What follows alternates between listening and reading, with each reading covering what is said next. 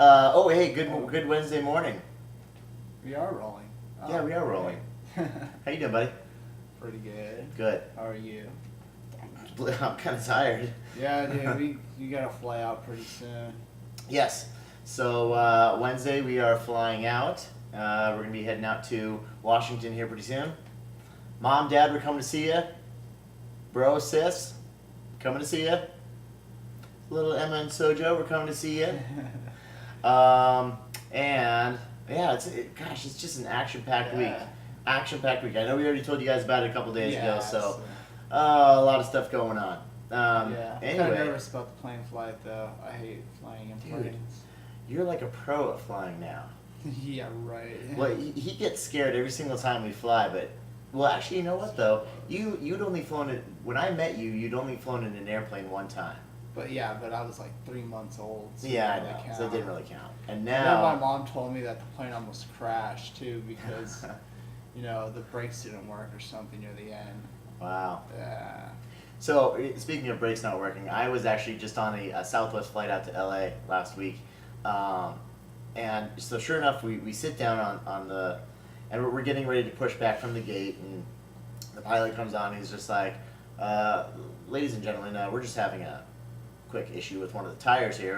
Looks like we got some low tire pressure, and thanks for your patience. About 15 minutes, we'll be pushing back from the gate here." Then 15 minutes later, he comes back on the radio. He's like, "Ladies and gentlemen, ladies and gentlemen, looks like the tire pressure's okay. Now we have a brake problem. So thank you for your patience, but we're gonna have to go ahead and unboard everyone. We're gonna have to get you off the plane. We got a new plane coming in, and we're gonna get everyone switched over to the other plane. Then we'll get you guys off to LA, lickety split." I think he actually said lickety split. Or So- giggity, Giggity. That's right. It's Quagmire. And so, sure enough, got off the plane, got us all into another plane, and I just wanted to thank Southwest for looking out for our best interest. I really appreciate that. Yeah. So, thanks for checking the brakes. When you were checking the tire, thank you for checking the brakes. You guys Yes. are the best. So, always make it a pleasant experience when I'm flying Southwest. Yeah. Wait, you don't have a private plane? Yeah. Not yet. Working on it. You are a pilot though. I am a pilot. There is actually a Yes. lot that I can tell you guys about. I flew airplanes for 4 years. I was a flight instructor. I grew up flying. My dad's a pilot, so I have a lot that I can share with you guys. But We're you gonna know have what? to get We're through gonna these save that for questions. later. We're gonna save that for later. All right. All right.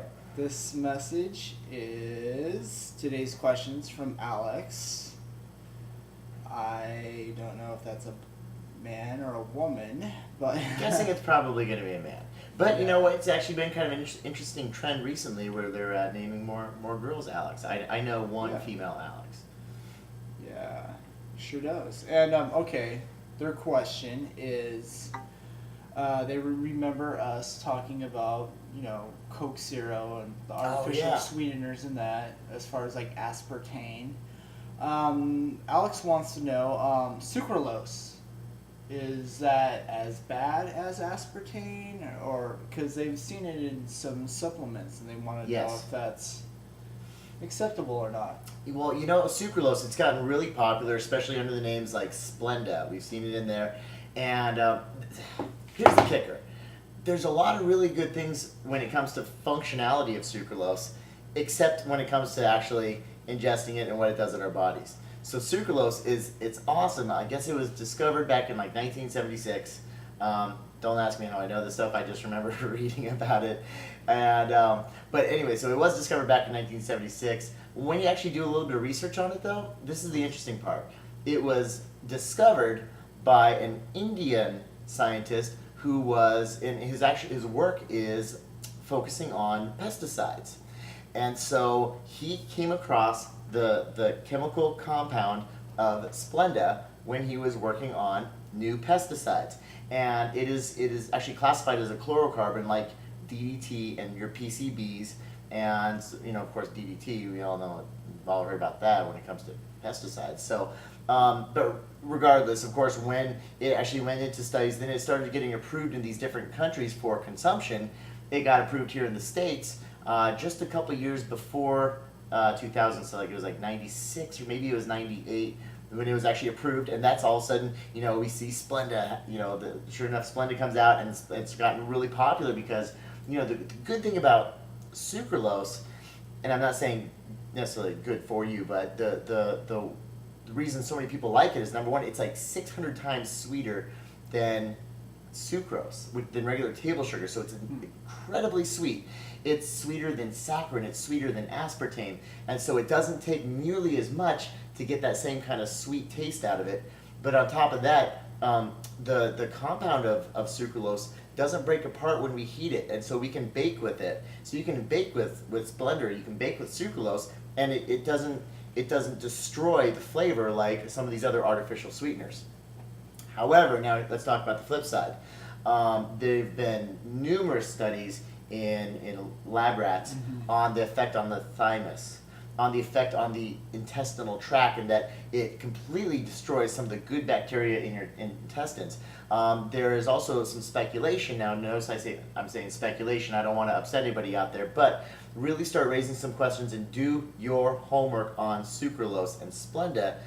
Well, it's all sucralose, but do your homework on it and look into its effect on thyroid function, and also how much it's actually going to take to become toxic in the body. Now, granted, that's the other side of the argument. They say, the amounts that they were giving these rats were in extreme volumes. However, still, it's all relative. Poison is poison. So, am I a huge fan of sucralose? Not at all, actually. We're looking to, once again, here we go, food engineers and chemists to try to make food that you're going to tell me is going to be good for me. It's not good for me. It might be low in calories and that my body can't absorb it through the intestinal wall, but what other effects is it having on my system? If I'm ingesting food that I can't break down, I'd much rather that be fiber and not artificial sweeteners and chemicals and poisons. So stop looking. Yeah, I'm sorry, but stop looking to these food engineers to tell you what's good to eat. Remember, we've been here for thousands of years, and our body we've evolved to eat real whole food. So if you want something sweet, I'd much rather you just get it from a real natural source. Go get I hate to say this, but your sugar cane or your honey, or better yet, stevia. That's coming from a natural source. And once again, now here's stevia, which is also hundreds of times sweeter than sucrose, and so it doesn't take that much. Does it have an impact on your blood sugar levels? Yeah, a little bit more than sucralose, but it's still coming from a real natural source. So I'd much rather eat something sweet that's going to impact my blood sugar levels a little bit than overload my body with chemicals that, in the short term, granted, it might not spike my blood sugar levels, it might not have a huge chemical impact on, and especially when it comes to like a calorie impact on my intake, but at the same time, what are the effects in the long run? I think we're all trying to be healthy here.